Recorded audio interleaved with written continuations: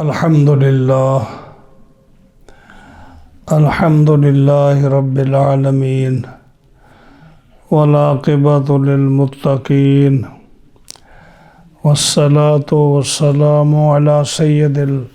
الأنبياء والمرسلين محمد وعلى آله وأصحابه أجمعين. أما بعد، فأعوذ بالله من الشيطان الرجيم. بسم الله الرحمن الرحيم. يا أيها النبي إذا جاءك المؤمنات يبايعنك على ألا يشركن بالله شيئا ولا يسرقن ولا يزنين ولا يقتلن أولادهن ولا يأتين ببهتان يفترينه بين أيديهن وأرجلهن ولا يعصينك في معروف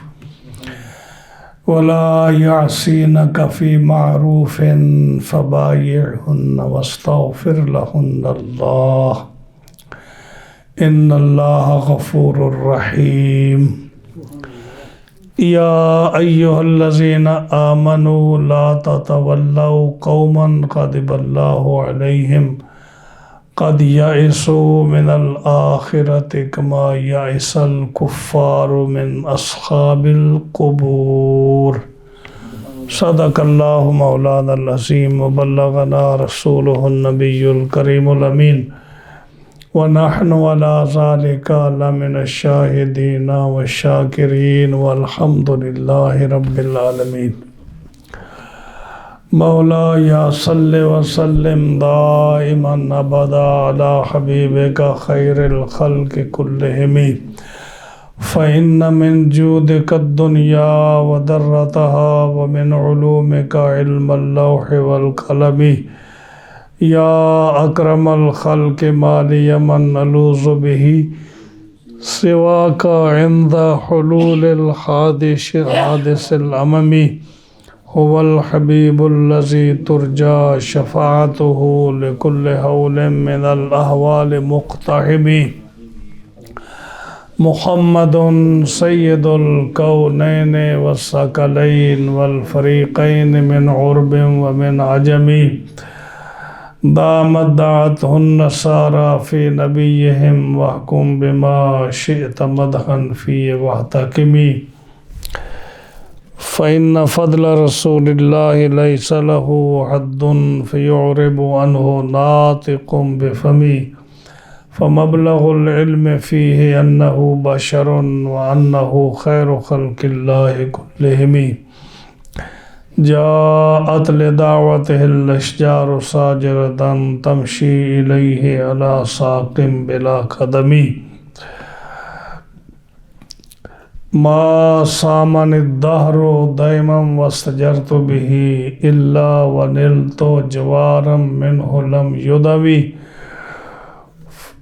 يا رب بالمصطفى بلغ مقاصدنا واغفر لنا ما مضى يا واسع الكرم. ثم الرضا عن أبي بكر وعن عمر وعن علي وعن عثمان ذي الكرم والآل والصحب ثم التابعين لهم أهل التقى والنقى في الحلم والكرم. فاغفر لناشدها واغفر لقارئها سألتك الخير يا ذا الجود والكرم. مولاي صل وسلم دائما أبدا على حبيبك خير الخلق كلهم.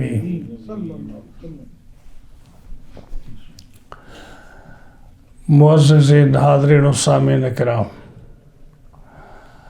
قرآن مجید فرقان حمید کی سورۃ الممتحنہ جس کا 60 نمبر ہے 60،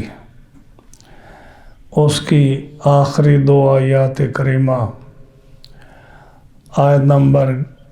12 اور آیت نمبر 13 ان 2 کی تلاوت کی ہے، اور انشاءاللہ العزیز ان 2 آیات کریمہ کا ترجمہ اور تفسیر عرض کریں گے۔ بارگاہ رب العزت سے یہ دعا ہے کہ رب تعالی حق بیان کرنے کی توفیق عطا فرمائے مجھے اور آپ کو اور سننے والوں کو تمام کو اس پر عمل کی توفیق عطا فرمائے۔ یہ سورت جو تھی اگرچہ اس کے 13 آیات تھیں، 2 رکوع تھے، بڑی مختصر سورت سی، لیکن اس میں بڑے مسائل، کام کے مسائل، جو بڑے اہم مسائل تھے وہ اس میں بیان ہوئے۔ اور یہاں سے میں نے عرض کیا تھا کہ اگلی جتنی صورتیں آئیں گی وہ 2 رکوع والی ہوں گی، ہاں جی، 2 رکوع والی ہوں گی، اور آخر 30ویں پارے میں جا کر پھر جو ہے عبس وتولی ان جاءہ الاعمی سے 1 رکوع والی صورت شروع ہوگی۔ تو یہ صورتیں جو ہیں یہ چھوٹی چھوٹی ہیں لیکن بڑے اہم مسائل ہیں اس میں۔ ان میں پچھلی 2 آیات جن کا درس گزرا ہے ان میں ان عورتوں کا حکم تھا جو صلح حدیبیہ کے بعد مسلمان ہو کر مکہ سے ہجرت کر کے مدینہ منورہ گئیں، تو ان کے لیے حکم تھا کہ ان کو جب وہ مدینہ منورہ داخل ہوئیں تو صحابہ کو کہا کہ ان کا امتحان لو اچھی طرح سے کہ وہ کس طرح کے مسلمان ہیں۔ وہ آب و ہوا چینج کرنے کے لیے آئی ہیں، کسی کے عشق میں آئی ہیں، اپنے خامن سے لڑ کر آئی ہیں، یا مالی وجوہات کی وجہ پر وہ آئی ہیں، تو ان کی اچھی طرح سے ان کی انویسٹیگیشن کر کے پھر ان کو رکھو۔ تو وہ صورتیں ہیں جو جو صلح حدیبیہ کے بعد جو ہے اس وقت کا حال ہے۔ آج کی جو 2 آیات کریمہ ہیں ان کا نزول جو ہے فتح مکہ کے بعد ہے۔ جب رسول اللہ صلی اللہ علیہ وسلم نے مکہ فتح فرما لیا تو آپ نے مردوں سے بیعت لی، تو مردوں سے بیعت لینے کے بعد آپ صفا کی پہاڑی پر، جہاں سے ہم سعی کرتے ہیں، آپ پہاڑی کے اوپر تشریف فرما تھے، اور حضرت عمر جو تھے وہ پہاڑی کے نیچے تھے، اور آپ نے فرمایا کہ اے عمر میرے بہاف پر ان عورتوں سے بیعت لو۔ تو نبی کریم علیہ السلام اوپر ارشاد فرماتے جاتے اور حضرت عمر رضی اللہ تعالیٰ عنہ آپ کا پیغام ان عورتوں کو پہنچاتے جاتے، اور رسول اللہ صلی اللہ علیہ وسلم کی طرف سے حضرت عمر عورتوں سے بیعت لیتے جاتے تھے۔ یہ بیعت کا مسئلہ جو ہے یہ 26ویں پارے میں سورہ فتح میں بھی آیا، جب رسول اللہ صلی اللہ علیہ وسلم نے صحابہ سے بیعت لی، حضرت عثمان غنی رضی اللہ تعالیٰ عنہ کے شہادت کی جب خبر پہنچی، اور یہ افواہ صحیح نہیں تھی، تو جب یہ افواہ پہنچی کہ آپ کو شہید کر دیا گیا ہے مکہ مکرمہ میں، تو آپ نے شہادت عثمان پر، اس خبر پر آپ نے بیعت لی کہ میرے ہاتھ پر بیعت کرو، جو ہے ہم جا کر عثمان کا بدلہ لیں گے۔ تو اس کو بیعت الرضوان کہتے ہیں۔ اس میں 1400 کے قریب صحابہ موجود تھے۔ اس کے بعد نبی کریم علیہ السلام نے یہاں بیعت لی، جب مکہ فتح ہوا تو ان کو اسلام پر بیعت لی، آپ نے مردوں سے بھی لی عورتوں سے بھی لی۔ مردوں سے بیعت لینے کا طریقہ یہ تھا کہ آپ اپنا ہاتھ جو ہے اس پر ان کا ہاتھ لیتے، جیسے ایسے بیعت ہاتھ پر ہاتھ رکھ کر آپ مردوں سے بیعت لیتے، اور عورتوں سے بیعت لینے کا طریقہ جو تھا وہ یہ تھا، یا تو زبانی کلامی تھا کہ آپ زبان مبارک سے ارشاد فرماتے جاتے اور عورتوں جو ہے ان سے آپ وعدہ لے لیتے، یا آپ دوسرا طریقہ یہ تھا کہ آپ پانی کے پیالے میں اپنا ہاتھ ڈبو دیتے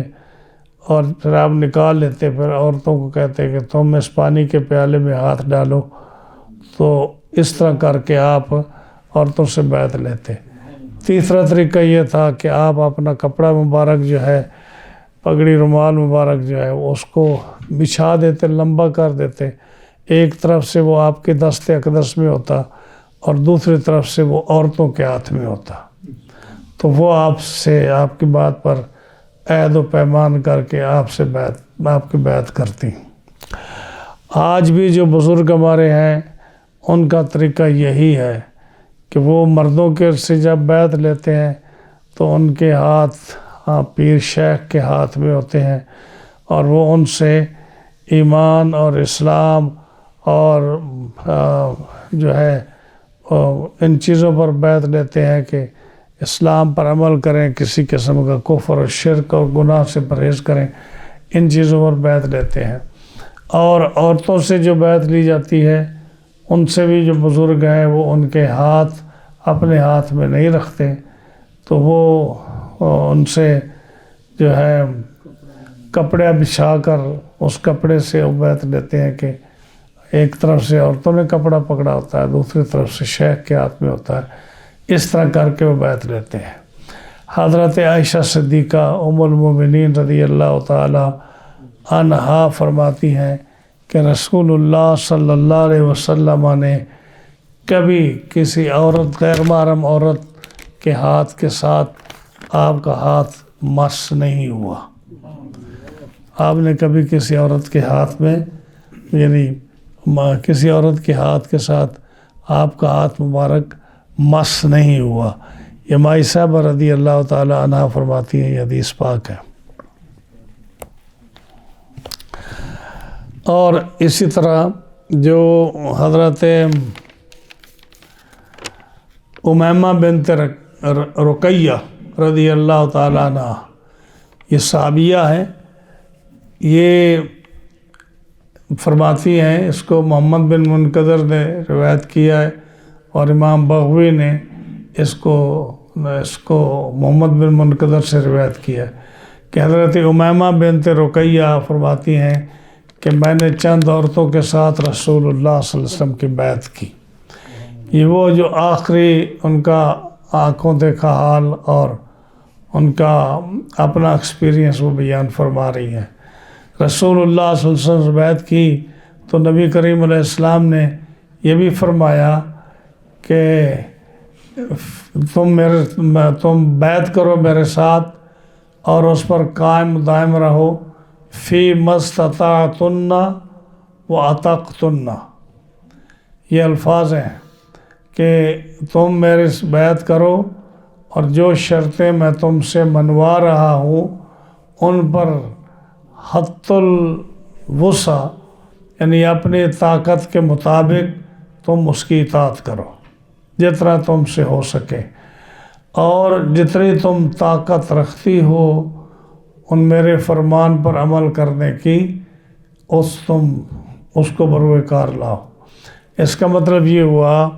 کہ اگر کسی انسان سے خطا ہو جائے، اس کا مالا یطاق، جہاں اس کا بس نہ چلتا ہو یا ان کو اس کی استطاعت نہ ہو، اس میں اگر وہ خلاف شرع اس سے کام سرزد ہو جائے تو اس کا مطلب یہ ہے کہ اللہ تعالیٰ اس سے مواخذہ نہیں فرمائے گا، معاف فرما دے گا۔ یعنی یہ لفظ جو ہے نا بڑے خوبصورت ہیں کہ آپ نے فرمایا فی مستطاعتن، جتنا تم میں طاقت ہو، جتنی تمہارے اندر استطاعت ہو، وَأَطَقْتُنَّ، اور جتنی تمہیں طاقت ہو، حد الوسع تم میرے فرمان پر عمل کرنا۔ کیا مطلب کہ اگر سچویشن ایسی ہو جائے، حالات ایسے ہو جائیں کہ تم اس پر عمل نہ کر سکو، تم مجبور ہو جاؤ، تمہاری طاقت جواب دے جائے، تمہارا کوئی بس نہ چلے اور تم سے وہ خلاف شرع کام اگر ہو جائے تو پھر اللہ تمہیں معاف فرمائے گا، تمہارا جو ہے نا عذر اللہ کی بارگاہ میں قبول ہوگا۔ تو فرمایا جتنی تمہیں طاقت اور استطاعت ہو گناہوں سے پرہیز کرو۔ میں نے دل میں کہا، مائی صاحبہ فرماتی ہیں، حضرت امیمہ فرماتی ہیں، میں نے اپنے دل میں کہا کہ دیکھو رسول اللہ صلی اللہ علیہ وسلم ہم پر اپنی جان سے بھی زیادہ مہربان ہے کہ آپ یہ کتنا فرما رہے ہیں کہ اگر تمہیں طاقت ہو جتنی اتنا ہی تم سے مواخذہ ہوگا، ہماری طاقت سے بڑھ کر نہیں ہوگا، تو آپ ہم پر اپنی جان سے بھی زیادہ مہربان ہیں۔ تو میں نے عرض کیا یا رسول اللہ صلی اللہ علیہ وسلم ہم سے آپ مصافحہ کر دیجئے، یعنی ہمیں اپنے ہاتھ میں دینے دیجئے۔ یہ صحابیہ ہے اور ادھر رسول اللہ صلی اللہ علیہ وسلم ہے، ادھر صحابیہ ہے اور ادھر وہ ہیں جن کو جو امت کے روحانی باپ ہیں، ہاں جی، اور ادھر عقیدت اور محبت میں صحابیہ عرض کر رہی ہیں کہ ہمیں مصافحہ کر لینے دیجئے۔ تو نبی کریم علیہ السلام نے فرمایا میں عورتوں سے مصافحہ نہیں کرتا، میں عورتوں سے مصافحہ نہیں کرتا، اور جو میرا قول ایک عورت کے لیے ہے 100 عورت کے لیے بھی میرا وہی قول ہے۔ یہاں دیکھیں کہ آج جو ہے بڑے بڑے شیخ، بڑے بڑے علماء، 100 کال علماء وہ عورتوں سے مصافحہ کرتے ہیں۔ ہم نے خود دیکھا، جو اکثر جو علماء ہیں، عرب علماء کو دیکھا ہم نے، وہ ذرا احتیاط نہیں کرتے اس معاملے میں، عورتوں سے ہاتھ ملاتے ہیں، مصافحہ کرتے ہیں، حالانکہ یہ حدیث پاک صاف فرما رہی ہے کہ رسول اللہ صلی اللہ علیہ وسلم عورتوں سے مصافحہ نہیں کرتے۔ حضرت ام المومنین عائشہ صدیقہ رضی اللہ تعالیٰ عنہ فرماتی ہیں کہ آپ نے کسی آزاد عورت سے ہاتھ نہیں ملایا، البتہ اگر آپ کی کوئی لونڈی ہو، آپ کی لونڈی ہو یا کوئی جو آپ کی ازواج میں سے ہوں تو ان کے ساتھ آپ نے ہاتھ ملایا ہے، لیکن آزاد عورت کے ساتھ کسی اور عورت کے ساتھ آپ نے مصافحہ نہیں کیا۔ جب حضرت عمر رضی اللہ تعالی عنہ کو نبی کریم صلی اللہ علیہ وسلم نے فرمایا کہ ان سے بیعت لو، تو کتنی چیزوں میں بیعت لی گئی۔ یہ بیعت جو ہے نا، آپ نے مردوں سے بھی بیعت لی اور عورتوں سے بھی بیعت لی۔ جیسا میں نے عرض کیا کہ جب مردوں سے پہلے بیعت لی تو ان کے ساتھ آپ نے ایمان اور جہاد اور اسلام پر بیعت لی، ان کو ایمان پر، یعنی ایمان کا تو آپ کو جب ایمان کسی کو اسلام اور ایمان کا مفہوم بتایا جاتا ہے تو ان کو کہا جاتا ہے نا کہ تم اللہ پر ایمان لاؤ، اس کے ساتھ کسی کو شریک نہ کرو، اس کے فرشتوں پر ایمان لاؤ، اس کے کتابوں پر ایمان لاؤ، رسولوں اور نبیوں پر ایمان لاؤ، قیامت کے دن پر ایمان لاؤ، تقدیر پر ایمان لاؤ۔ جب آپ نے ان کو اسلام اور ایمان پر بیعت لی اور اس کے بعد آپ نے جہاد پر بیعت لی تو اجمالاً اس کے اندر یہ ساری چیزیں آ گئیں جو آپ نے عورتوں سے تفصیل کے ساتھ بیعت لی، یعنی مردوں کے ساتھ اجمالاً بیعت لی کہ ان کو ایمان پر بیعت لی، ان کے جو ہے جہاد پر بیعت لی، اور اس کے اندر جو ہے جب ایمان کا تفصیل ان کو پہلے معلوم تھی اور ان کو بتایا گیا تو اس پر بیعت لی آپ نے۔ لیکن یہ جو عورتوں کی بیعت لی ہے ایک ایک کر کے آپ نے نہیں لی۔ پھر جب عورتوں کی باری آئی تو آپ صلی اللہ علیہ وسلم نے غالباً 6 چیزیں ہیں جن کو تفصیل کے ساتھ رسول اللہ صلی اللہ علیہ وسلم نے عورتوں سے بیعت لی۔ روی ان رسول اللہ صلی اللہ علیہ وسلم لما فرغ من فتح مکہ تھا، جب نبی کریم علیہ السلام مکہ سے فارغ ہوئے، من بیعت الرجال، اور مردوں سے بیعت لے چکے، اخذ فی بیعت النساء، تو آپ عورتوں کے ساتھ بیعت جو ہے نا آپ نے شروع فرمائی۔ وَهُوَ عَلَى الصِّفَا، نبی کریم علیہ السلام صفا پہاڑی پر تھے، ہاں جی۔ وعمر رضی اللہ تعالیٰ عنہ قائد عمر قائد اسفل منہ، اور حضرت عمر نیچے پہاڑی کے نیچے تھے۔ یبایعہن عنہ بامرہ، رسول اللہ صلی اللہ علیہ وسلم کے حکم کے مطابق عورتوں سے بیعت لے رہے تھے۔ ویبایعہن عنہ، اور حضور کی طرف سے عورتوں سے بیعت لے رہے تھے۔ وہند بنت عتبہ امرات ابی سفیان متنکرتن، اور ہند بن ابی سفیان جو ابو سفیان کی بیوی تھی، حضرت امیر معاویہ کی والدہ، وہ اپنے چہرے کو چھپا کر اور جو ہے اپنے آپ کو چھپائے ہوئے اور ڈری ہوئی، ہاں جی، خوفا من رسول اللہ صلی اللہ علیہ وسلم یعرفہا، آپ سے ڈری ہوئی، اپنے چہرے کو چھپائی ہوئی، اور جو ہے نا خوف کی حالت اس پر طاری تھی، وہ بھی ان عورتوں میں موجود تھی۔ وہ کیوں ڈری ہوئی تھی کہ لما صنعت بحمزہ رضی اللہ تعالیٰ عنہ، کہ جو کچھ انہوں نے حضرت امیر حمزہ کے ساتھ غزوہ احد میں کیا تھا، اس سے وہ ڈری ہوئی تھی۔ جب وہ آپ نے بیعت شروع فرمائی، فقال علیہ الصلاۃ والسلام ابایعکن علی اللہ تشرکن باللہ شیئا، پہلی صفت جو آپ نے بتائی، فرمایا کہ میں تمہاری بیعت لے رہا ہوں اس بات پر تم اللہ کے ساتھ کسی کو شریک نہیں کرنا۔ یہ پہلی وصف تھی، پہلی بات تھی، شرط تھی۔ فبایع عمر، حضرت عمر رضی اللہ تعالیٰ نے بھی ان عورتوں سے اسی بات پر بیعت کی۔ وعلی اللہ یشرکن باللہ شیئا، کہ تم اللہ کے سوا، یعنی جو حضور نے ارشاد فرمایا نا، حضرت عمر نے پہاڑ کے نیچے سے وہی الفاظ دہرائے اور کہا کہ تم اللہ کے سوا کسی کی عبادت نہ کرنا، اللہ کے ساتھ کسی کو شریک نہ ٹھہرانا، یہ پہلی شرط ہے تمہاری بیعت لینے کی۔ فقال علیہ الصلاۃ والسلام، نبی کریم علیہ الصلاۃ والسلام نے دوسری شرط بیان فرمائی، فرمایا ولا یسرقنا، چوری نہ کرنا، چوری نہ کرنا۔ فقالت ہند،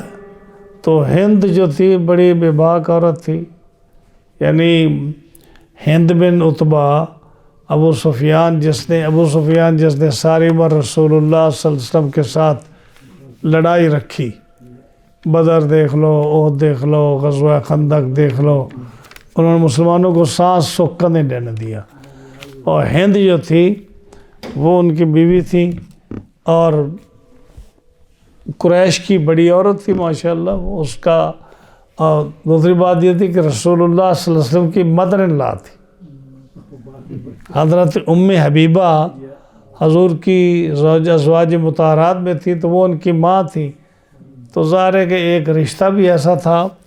پہلے تو چونکہ مخالفت تھی، اب جب اسلام قبول کرنے کے لیے آئی تو وہ شرمندہ بھی ہوئی کہ میں نے حضرت امیر حمزہ کے ساتھ کیا کیا ہے، لیکن یہ بھی فخر تھا کہ میں ام حبیبہ کی والدہ ہوں۔ تو ویسے بھی وہ دلیر عورت تھی، اور کفر اپنی طرح اپنی ایک اس کی اپنی کفر کی ایک بات ہوتی ہے، لیکن ایک آزاد عورت تھی اور سردار عورت تھی، اس کے اندر وہ بے باکانہ گفتگو کرنا اور اس کے اندر دلیری جو تھی وہ اپنے مقام پر تھی۔ تو حضرت ہند جو تھی نا وہ چپ نہ رہ سکی اور کوئی عورت نہیں بولی، تو تفاسیر میں آتا ہے کہ حضرت ہند بن عتبہ بول پڑی جب آپ نے فرمایا کہ چوری نہ کرنا، تو انہوں نے صاف بولی۔ ابو سفیان بھی پاس کھڑے تھے، وہ بھی ساتھ تھے، کہا ان ابو سفیان رجل شہی، جو میرا خامد ابو سفیان ہے یا رسول اللہ، وہ کنجوس آدمی ہے، رجل شہی، وہ کنجوس ہے۔ انی اصبت من مالہ ہنات، اور میں اس کے مال سے اس کی مرضی کے بغیر، اس کے علم کے بغیر میں چوری کرتی ہوں۔ ہاں جی، تو ابو سفیان نے کہا، فقال ابو سفیان ما اصبت فہو لک حلال، جو کچھ تو نے میرے مال سے اب تک لے لیا ہے وہ تیرے لیے حلال ہے۔ ہاں جی، فضحک رسول اللہ صلی اللہ علیہ وسلم، حضور صلی اللہ علیہ وسلم مسکرا پڑے اس کی بات سن کر۔ اصل میں ایسا ہی تھا کہ اور چوری اس نے کیا کرنی تھی، وہ خود امیر عورت تھی اور اس کو خامن سے کوئی ڈر بھی نہیں تھا، یعنی ایسی عورت تو نہیں تھی کہ خامن سے وہ ایسی ڈرتی تھی کہ وہ اس کو گھر سے نکال دیتا یا اس کی پٹائی کرتا۔ آخر وہ بھی ہند بن عتبہ بڑی مالدار اور بڑی جو تھی عورت تھی، مشہور عورت تھی، ایک سردار کی بیوی تھی۔ تو وہ چوری یہ تھی کہ ابو سفیان گھر کے خرچ کرنے میں، گروسری کرنے میں، سبزی لینے دینے میں، گھر کچن کا مال جو ہے لینے میں زیادہ خرچہ نہیں دیتے تھے، یہ چوری تھی۔ تو وہ جو ہے نا، جب گھر کے خرچے میں جیسے کچھ خامد ہوتے ہیں جو ہاتھ کھینچ کر رکھتے ہیں اور وہ نہیں دیتے، آج بھی یہی حالت ہے بعض گھروں کے کہ جو کمانے والا ہوتا ہے اس کو یہ فکر ہوتا ہے کہ یہ اگر اسی طرح کھلا خرچ کرتی رہیں تو یہ بڑا مشکل ہو جائے گا، لیکن یہ خدا داد چیز ہوتی ہے۔ کچھ لوگ کہتے ہیں کہ ٹھیک ہے جی، اب کھلا کھاؤ کھلا پیو، دیکھی جائے گی، اب تو کھاؤ، شام کا اللہ دے گا۔ ہاں جی، لیکن کچھ کہتے ہیں کہ نہیں۔ تو حضرت ابو سفیان جو تھے وہ جیسے احادیث میں آتا ہے کہ وہ گھر کے معاملے میں، کچن کے معاملے میں وہ بڑے حساب کتاب رکھتے تھے، نہیں زیادہ خرچ نہیں کر دیتے۔ لیکن حضرت جو ہند تھی وہ چوری جو ہے کچن کے نام پر، خرچ کے نام پر وہ پیسے کچھ بچا لیتی تھی، نکال لیتی تھی ان کی جیب سے یا ان کے خرچے، ان کو نہیں پتہ ہوتا تھا۔ اب جب حضور نے فرمایا کہ یہ قرآن کی آیت ہے کہ اللہ نے فرمایا تم چوری نہ کرنا، تو وہ بول پڑی کہ حضور یہ کنجوس آدمی ہے، وہ سامنے کھڑے تھے، تو میں یہ چوری جو ہے میں اس کا اقرار کرتی ہوں کہ میں ان کے مال سے چوری کرتی ہوں، تو کیا میرے لیے کیا حکم ہے، یہ میری مجبوری ہے۔ تو حضرت ابو سفیان بول پڑے کہ جو کچھ تو نے لے لیا ہے وہ تیرے لیے حلال ہے، اور آئندہ بھی جو تو کرے گی ایسا اس طرح کی وہ تیرے لیے حلال ہے۔ وہ الفاظ اس میں نہیں ہیں جو میں بیان کر رہا ہوں، لیکن اور میں نے تفسیر میں پڑھا، انہوں نے آگے والے بھی کہا جو آئندہ بھی جو کرے گی وہ تیرے لیے حلال ہے۔ یہاں سے فقہاء نے ایک مسئلہ نکالا ہے، انہوں نے کہا کہ اگر خاوند جو ہے وہ بخیل اور کنجوس ہو اور خاوند جو ہے وہ جائز کچن کا، کھانے پینے کا، ضروریات جو گھر کی ہیں وہ نہ دیتا ہو، تو عورت اپنے خاوند کے مال سے اتنا چوری کر سکتی ہے جتنے سے اس کا گزارا چلے اور وہ اپنے بال بچوں کے لیے اس کا خرچہ نکال سکے، اتنا وہ خاوند کے مال سے وہ نہ بھی دیتا ہو، نہ بھی اس کو علم ہو، اس علم کے بغیر بھی اگر وہ چوری کرنا چاہے تو اتنا جائز ہے، اس کو کوئی مواخذہ نہیں ہے۔ یہ میری بہنیں سن لیں آج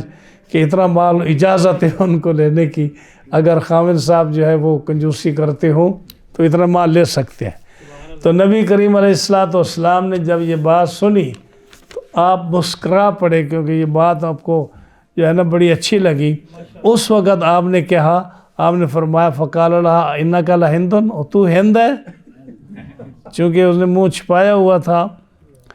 اور جو ہے اور تو کوئی عورتیں آپ کے سامنے اس طرح نہیں بول سکتی تھی، تو آپ نے جب پہچان لیا فرمایا تو ہند ہے، تو سبحان اللہ، لوگ ان کے ایمان پر حضرت ہند، حضرت ابو سفیان اور امیر معاویہ کے ایمان پر شک کرتے ہیں۔ حضرت ہند نے کیا جواب دیا سنیے آپ، اور اس پوری آیت کا جواب سنیے کہ جو حضرت ہند کہتی رہی حضور سے۔ قالت نعم، عرض کی ہاں یا رسول اللہ میں ہند ہوں۔ پھر کہا فاف اما سلفا یا نبی اللہ، جو کچھ گزر چکا مجھے معاف فرما دیجیے اے اللہ کے نبی، جو کچھ گزر چکا وہ مجھے معاف فرما دیجیے۔ عفا اللہ عنک، اللہ آپ کو بھی معاف فرمائے۔ اب یہ اس نے معافی مانگ لی اور کھلم کھلا آپ کے سامنے ابو سفیان اور حضرت ہند نے آ کر جو ہے نا بیعت کی، اسلام قبول کیا۔ اور اس کے بعد میں نے پڑھا کہ حضرت ابو سفیان نے جتنی زندگی گزاری اسلام میں، بہترین زندگی گزاری انہوں نے۔ مجھے معلوم نہیں کہ لوگ کیوں ان کی شکایت کرتے ہیں کہ انہوں نے یہ کیا وہ کیا۔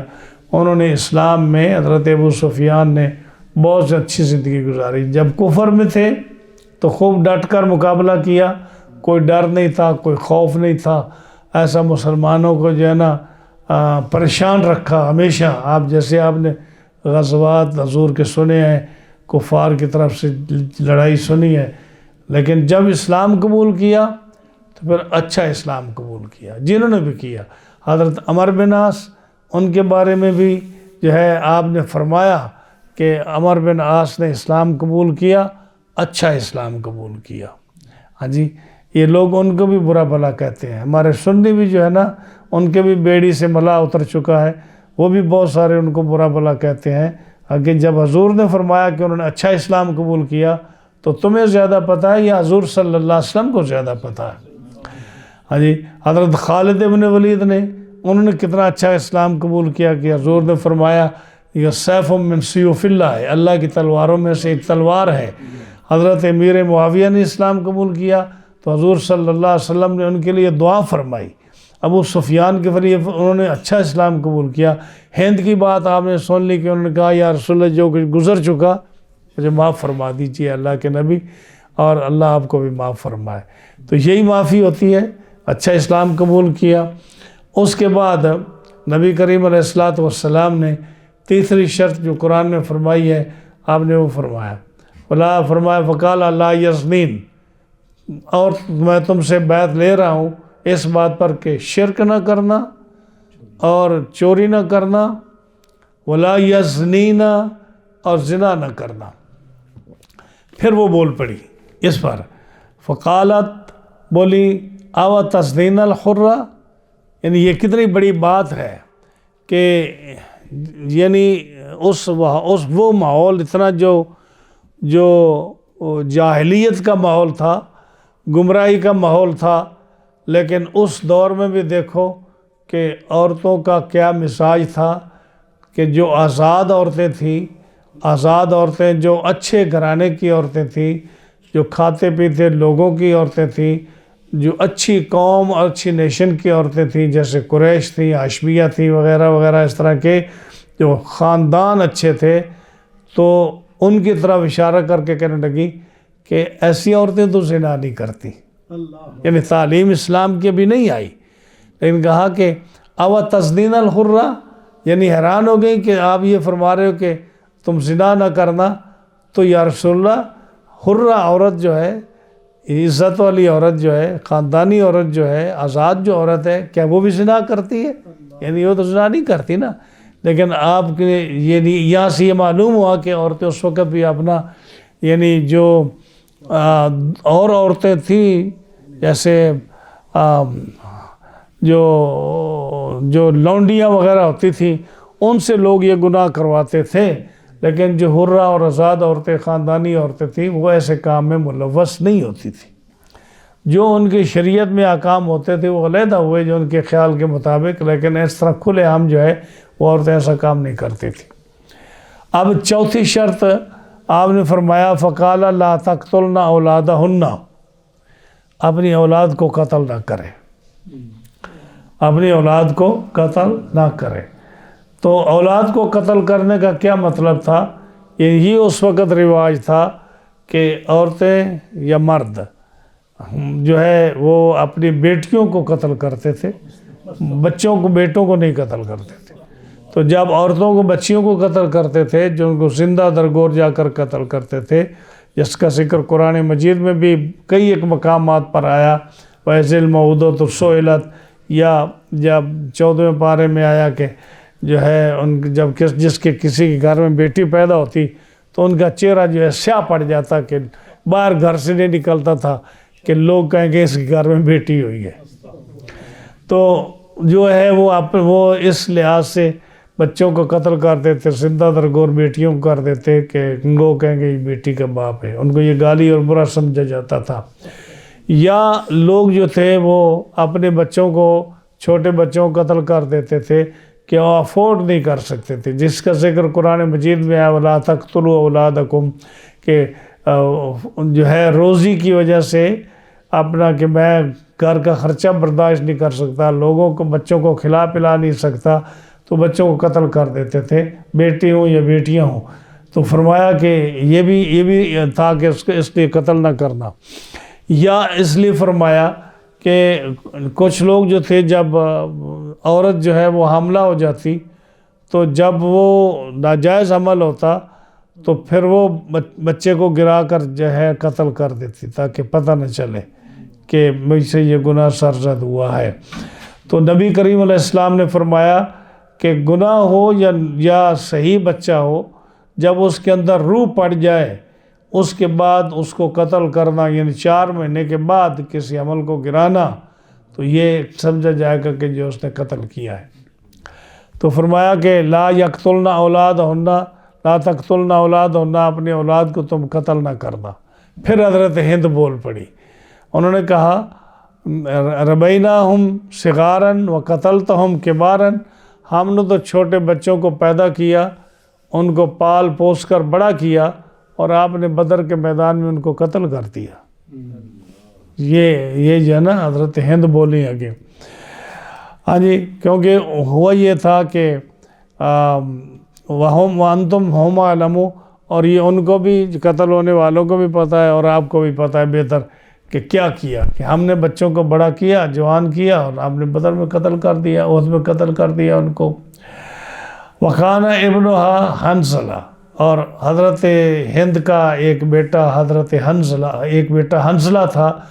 جو بدر کے میدان میں قتل ہو گیا تھا۔ جب یعنی ابو سفیان کا بیٹا حنظلہ جو تھا یہ بدر کے میدان میں قتل ہو گیا تھا، ہاں جی، تو انہوں نے اس کی طرف اشارہ کیا کہ ہم نے تو بچوں کو پالا اور جب بڑے ہوئے تو آپ نے قتل کر دیا، اب آپ کہتے ہیں کہ اپنے بچوں کو قتل نہ کرنا۔ تو حضرت عمر رضی اللہ تعالیٰ نے یہ سن کر بہت ہنسے، اتنا ہنسے کہ وہ پیچھے گر گئے، لیکن رسول اللہ صلی اللہ علیہ وسلم آپ صرف آپ کے چہرے پر مسکراہٹ آئی یہ بات سن کر، آپ زیادہ نہیں ہنسے اس میں۔ کتنی شرطیں ہوگی؟ 4۔ 5ویں شرط یہ ہوئی کہ وَلَا يَأْتِينَ بِبُهْتَانٍ، کہ کسی پر بہتان نہ لگانا، کسی پر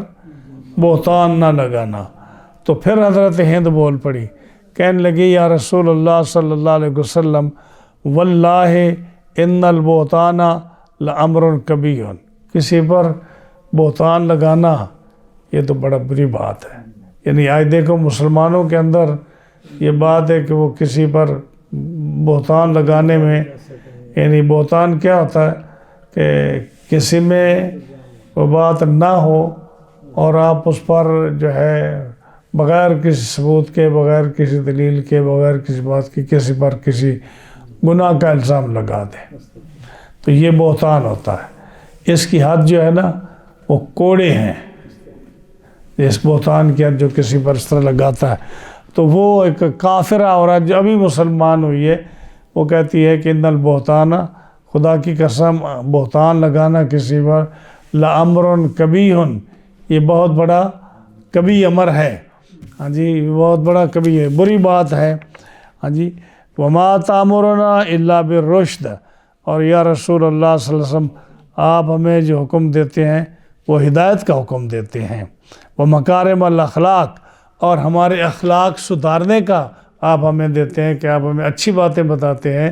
ہمارے اخلاق اور ہمارے جو ہمارے عادات ہیں اور ہمارے باتیں، ہمارے کردار جو ہیں اس کو اچھا کرنے کی آپ کوشش کرتے ہیں اور آپ کی ہر بات اچھی ہے، یہ انہوں نے تعریف کی۔ 5 چیزیں، ہاں جی۔ اور 6ٹھی چیز جو ہے فرمایا فقال لا یاسینک فی معروف، 6ٹھی شرط جو قرآن نے بیان فرمائی جس پر آپ نے بیعت لی، فرمایا کہ تم کسی امر معروف کی نافرمانی نہیں کرو گی، کسی امر معروف کی نافرمانی نہیں کرو گی۔ ہند پھر بول پڑی حضرت ہند، ہر بات پر بولتی، وہ کہنے لگی فقالت واللہ ما جلسنا مجلسنا حاذا وفی انفسنا الناسیک فی شیئن، یا رسول اللہ صلی اللہ علیہ وسلم ہم اس مجلس میں، اس محفل میں ہم جو بیٹھے ہیں، ساری عورتیں بیٹھی ہیں، ہم جو بیٹھی ہیں تو ہم ایسے نہیں بیٹھی، ہم دل سے یہ بات یقین کے ساتھ آپ کو کہتی ہیں کہ ہم کسی معاملے میں آپ کی نافرمانی نہیں کریں گی، دل سے ہم آپ کی اطاعت کریں گی اور ہم کسی بات میں آپ کی نافرمانی نہیں کریں گی۔ تو یہ آج جو جب نازل ہوئی تو ان چیزوں پر رسول اللہ صلی اللہ علیہ وسلم نے ان عورتوں سے بیعت کی۔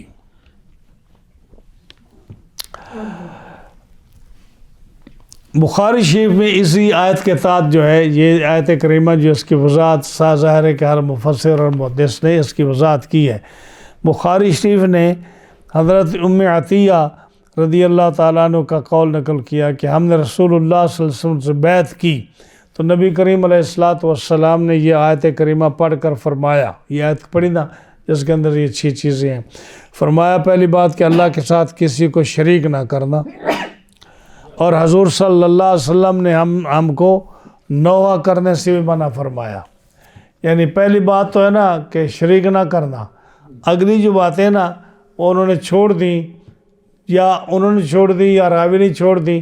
تو آخری بات جو ہے نا ولا یعصینک فی معروف، کہ کسی امر معروف میں حضور کی نافرمانی نہ کرنا، اللہ اور اس کے رسول کی نافرمانی نہ کرنا، اس کے لیے اس میں کیا ہے کہ وہ نافرمانی کیا ہے کہ نوحہ کرنے سے منع فرمایا۔ نوحہ کیا ہوتا ہے کہ جب کوئی آدمی فوت ہو جائے تو اس کے اوپر اونچا رونا اور بیان کرنا اور جو ہے نا کپڑے پھاڑ دیں، جیسے کہ حدیث پاک میں آتا ہے کہ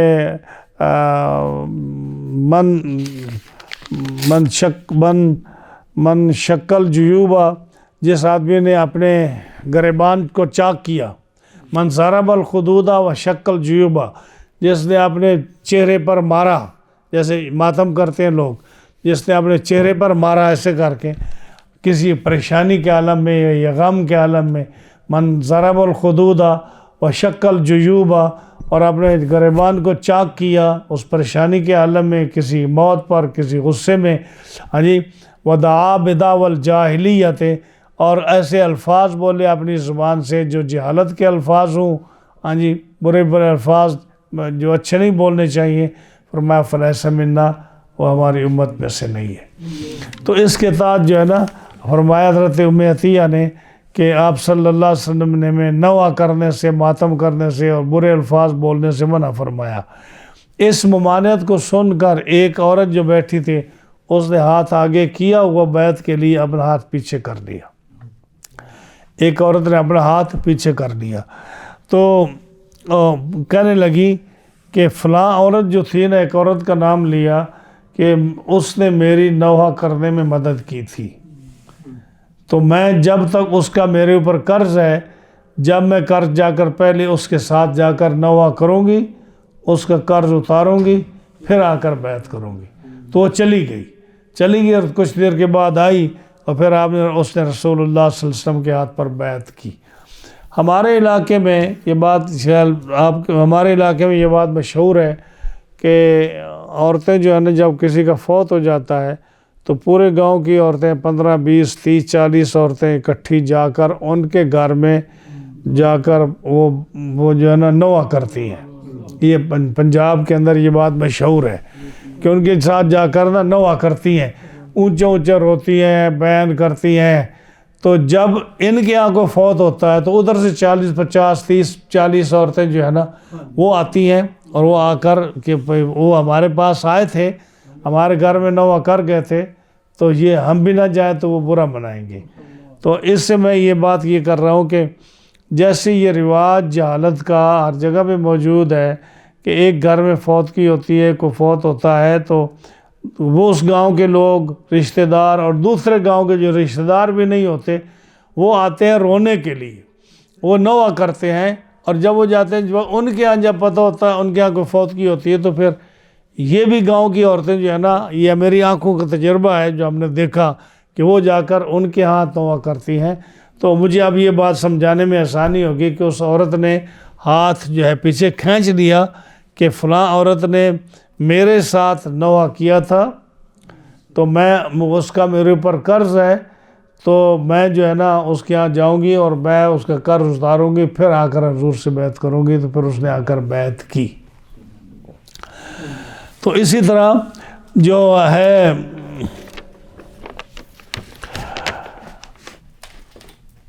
اس ولا یاسینک فی معروف، اس کے بارے میں جو قول ہے وہ کیا ہے کہ نافرمانی اللہ کی اور رسول کی نافرمانی نہ کریں. اور نافرمانی سے مراد کیا ہے کہ عورتیں غیر مردوں کے ساتھ تخلیہ نہ کریں. یہ بات بڑی قابل غور ہے کہ مرد جو عورت اپنے غیر محرم مرد ہے اس کے ساتھ علیحدگی میں وہ بیٹھ نہیں سکتی. یہ ولا یاسینک فی معروف کے تار ہے. یعنی یہ غیر محرم مرد ہے، اس کے ساتھ کسی علیحدہ جگہ پر جہاں کوئی اور نہ ہو اس کے ساتھ جا کر گفتگو کرے یا بیٹھے، یہ اسلام میں حرام ہے. فرمایا عورتیں غیر مردوں کے ساتھ تخلیہ نہ کریں. سعید بن مسیب اور کلبی اور عبد الرحمن بن زید فرماتے ہیں کہ اس سے مراد یہ ہے کہ مصیبت پڑنے پر عورتیں نوحہ نہ کریں. یعنی جب مصیبت ہو، کوئی فوت ہو جائے یا کوئی ایسی صورت ہو تو عورتیں نوحہ نہ کریں. اور ہائے وائے نہ کریں، ہائے وائے نہ کریں، یعنی کپڑے نہ پھاڑیں، سر نہ منڈوائیں، منہ نہ پیٹیں. اور کوئی عورت اپنے محرم کے علاوہ کسی اور مرد سے باتیں نہ کرے، نہ غیر محرم کے ساتھ تخلیہ کرے اور نہ محرم کے علاوہ کسی مرد کے ساتھ سفر کرے. آج عورتیں حج کے لیے اور عمرے کے لیے غیر محرموں کے ساتھ جاتی ہیں. تو کس نے پوچھا مسئلہ ہمارے بزرگوں سے کہ جی عورتیں جو ہیں یہ غیر محرم کے ساتھ حج پر جائیں گی تو ان کا حج ہو جائے گا یا عمرہ ہو جائے گا؟ فرمایا حج یا عمرہ تو ہو جائے گا لیکن قدم قدم پر اس کو لعنت ملے گی. حج اور عمرہ تو ہو جائے گا لیکن قدم قدم پر اس کو لعنت پڑے گی. تو یہ کیا فائدہ ہوا پر ایسے حج اور عمرے کرنے کا؟ جو عورتیں پوچھتی ہیں جی ہم حج پر جا رہے ہیں، عمرے پر جا رہے ہیں، ہاں جی تو فلاں جاتا ہے، فلاں یہ کرتا ہے، وہ کرتا ہے. اب ایک اس میں شرط یہ تھی کہ ولا یاتینا بے بہتان یفترین بین ایدیہن وارجلہن، کہ وہ اپنے ہاتھوں اور پاؤں کے درمیان یعنی موضع ولادت میں یعنی نہ وہ بہتان لائیں گی جسے اپنے ہاتھوں اور پاؤں کے درمیان یعنی موضع ولادت میں اٹھائیں.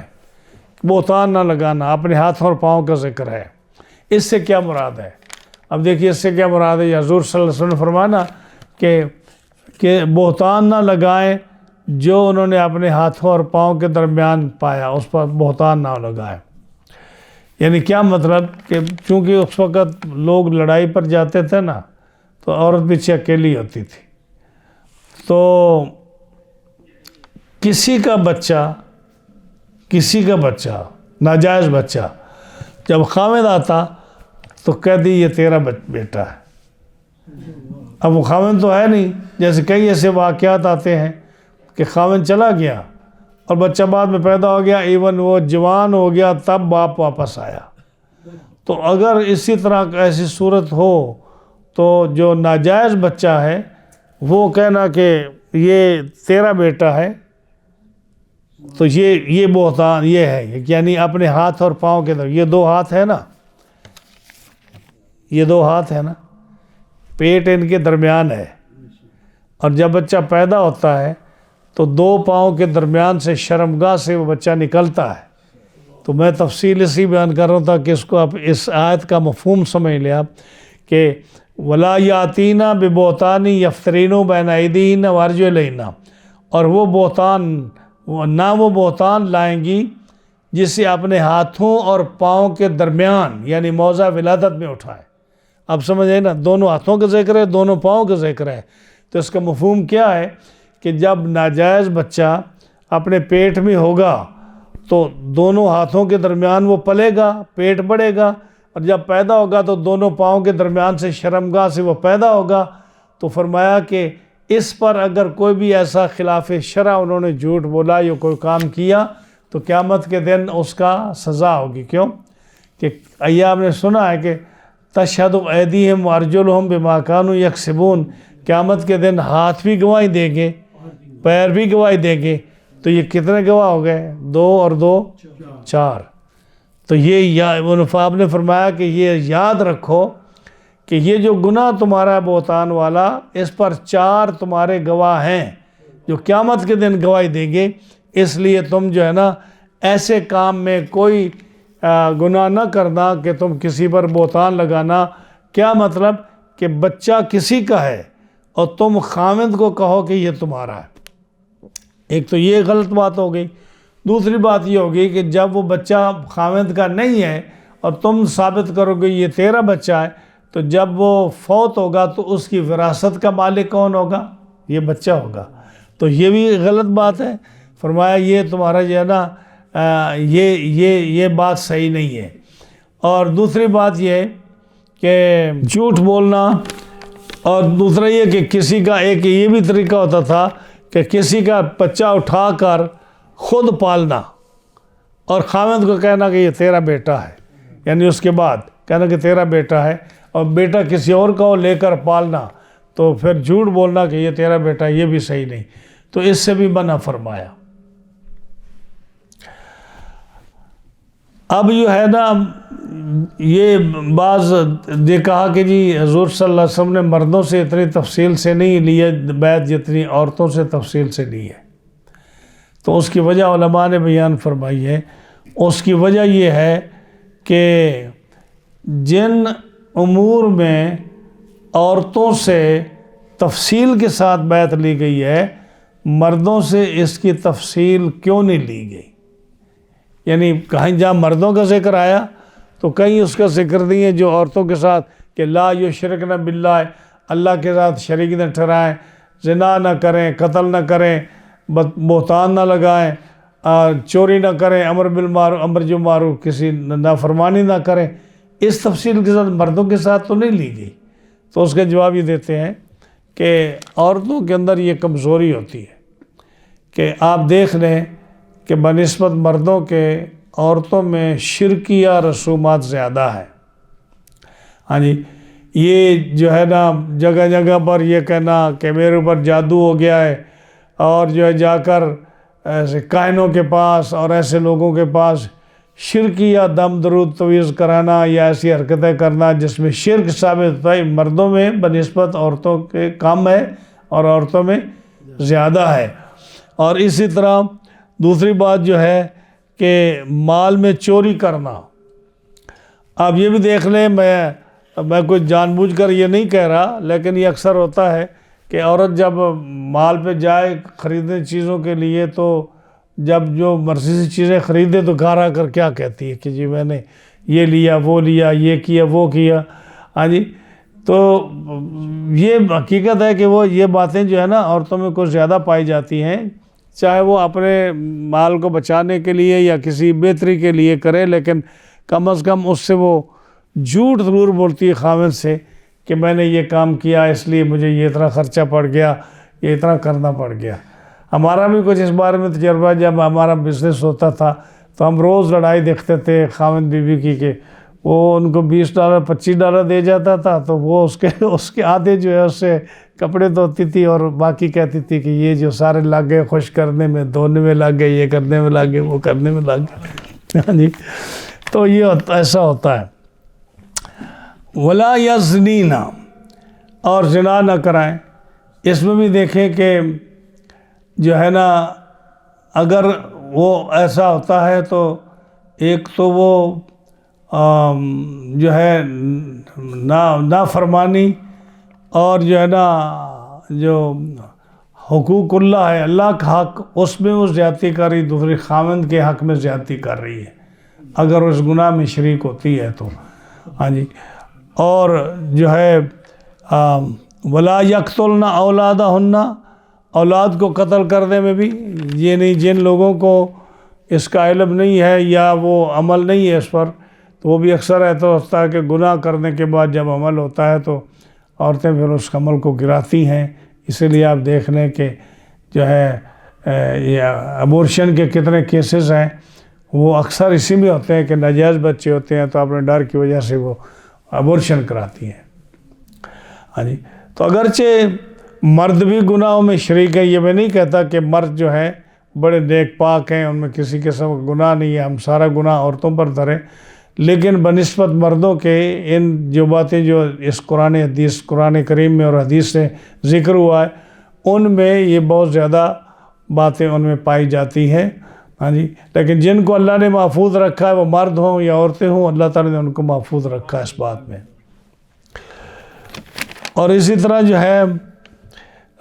وہ جو دوسری بات میں نے کہی کہ ولا یعصینک فی معروف، امر معروف میں نافرمانی نہ کریں، تو ان میں کیا ہے کہ میت پر نواح کرنا، یہ بھی عورتوں کی خصوصیت ہے، ہائے وائے کرنا، رونا پیٹنا، گریبان پھاڑنا، اس طرح کی باتیں کرنا، یہ عورتیں زیادہ کرتی ہیں، مرد نہیں کرتے اس میں۔ تو اس لیے یہ 6 شرطیں قرآن مجید نے بیان فرمائی۔ فرمایا اے نبی صلی اللہ علیہ وسلم، جب آپ کے پاس عورتیں حاضر ہوں